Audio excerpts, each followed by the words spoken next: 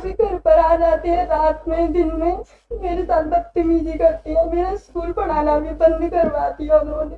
जैसे सहमति यानी सैंपल के लिए गई तो लड़के पीछा कर रहे हैं, स्कूल लाती हूँ तो पीछा कर रहे हैं, कभी भी घर पर आ जाते हैं मारने के लिए। जब गिरवाई खाने गई तो वो कहने लगे जब चोट आएगी, हमला होगा, खून निकलेगा तब एफआईआर होगी। जब वो चाटे मारते हैं, और संजीदा मैम तो इतनी बेकार है, मुझे पैदल चलाने लगी, पौड़ा उठाने से पड़ाव तक पैदल ही ले गई, दिन में घुमाने लगी जैसे कि धूप निकल रही और मुझे इस तरीके से ले जाने लगी और कहने लगी अगर तेरी अकल ठिकाने अब नहीं आई सीएम हेल्पलाइन पर मैंने शिकायत कर दी थी, उसे वापस नहीं लिया तो भिंड तक ले जाऊंगी तुझे, ऐसे बोलने लगी। क्या करते हैं आप? मैं स्कूल में बच्चों को पढ़ाने जाती। टीचर हैं आप? कहाँ पर? गोल्डन वैली स्कूल है, प्राइवेट स्कूल, इसमें बच्चों को पढ़ाने जाती। ग्वालियर में ही स्कूल है? गोल्डन वैली ग्वालियर का है, ग्वालियर में है ना। तो किस थाने में आप रिपोर्ट करने गई थी? पहले मैं माधवन थाने में गई तो उन्होंने मुझे गिरवाई थाने भेजा, फिर गिरवाई थाने वालों ने पड़ाव थाने भेजा, फिर पड़ाव थाने वालों ने भोड़ापुर भेजा, फिर भोड़ापुर वालों ने फिर पड़ाव थाने भेजा। ऐसे 1 महीने तक मुझे घुमाते रहे। आपकी रिपोर्ट किस बाबत है?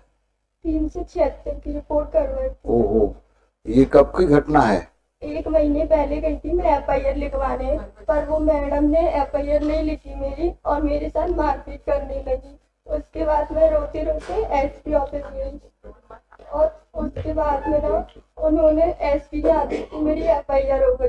फिर भी वो मुझे रात में बोलने लगी 8 बजे कि तुम एफआईआर अभी भी करवाना चाहती हो, इतनी मार खा के तुम्हारी अकल ठिकाने नहीं आई, ऐसे फालतू फालतू बोलने लगी। मेरे जीजा जी मेरे साथ थे तो एफआईआर हो गई। फिर सुबह फिर वो डराने लगी। जब 164 के बयान देने गई तो आरोपी के घर वाले और मैं और मेरे जीजा थे पर उन्होंने फिर से मुझसे साइन करवा लिए कि साइन करो, नहीं करोगी तो तुम्हारा एक छोटा भाई है 4 बहनों पे, उसे मार डालेंगे। तो मैंने साइन कर दिया। फिर जब कोर्ट ने वो खारिज कर दिया तो वो फिर से परेशान करने लगे हमें। कभी कभी घर पर आ जाते हैं रात में दिन में, मेरे साथ बदतमीजी करती है, मेरा स्कूल पढ़ाना भी बंद करवा दिया उन्होंने। अब मैं घर पर बैठी हूँ, कहीं नहीं जा सकती। जैसे सहमति यानी सैंपल के लिए गई तो लड़के पीछा कर रहे हैं, स्कूल लाती हूँ तो पीछा कर रहे हैं, कभी भी घर पर आ जाते हैं मारने के लिए। जब गिरवाई खाने गई तो वो कहने लगे जब चोट आएगी, हमला होगा, खून निकलेगा तब एफआईआर होगी। जब वो चाटे मारते हैं, और संजीदा मैम तो इतनी बेकार है, मुझे पैदल चलाने लगी, पौड़ा उठाने से पड़ाव तक पैदल ही ले गई, दिन में घुमाने लगी जैसे कि धूप निकल रही और मुझे इस तरीके से ले जाने लगी और कहने लगी अगर तेरी अकल ठिकाने अब नहीं आई सीएम हेल्पलाइन पर मैंने शिकायत कर दी थी, उसे वापस नहीं लिया तो भिंड तक ले जाऊंगी तुझे, ऐसे बोलने लगी। फिर मैं रोने लगी, मैंने कहा मुझे घर जाने दो, नहीं जाने दे रही। फिर मैंने अपनी एडवोकेट से बात की कि मैडम इनको समझा दो, ये मान नहीं रही। फिर उन्होंने बात की टीआई सर से, फिर मुझे 8 बजे घर छोड़ा गया। मेरी मम्मी भी रोने लगी, कहने लगी तो छोड़ दे, तो क्यों पड़ी है उनके पीछे, वो उस मैडम ने तेरा कितना कर दिया। फिर मैंने कहा तुमने उनसे पैसे लिए है ना, इसलिए तुम मुझे मारती हो। तो कहने लगी तू दे दे पैसे, फरियादी पार्टी भी पैसे देती है, तू दे दे तो मैं उसे गिरफ्तार कर लूंगी, ऐसे बोलने लगी। Today itself, I'll get it. It is very alarming. Today itself.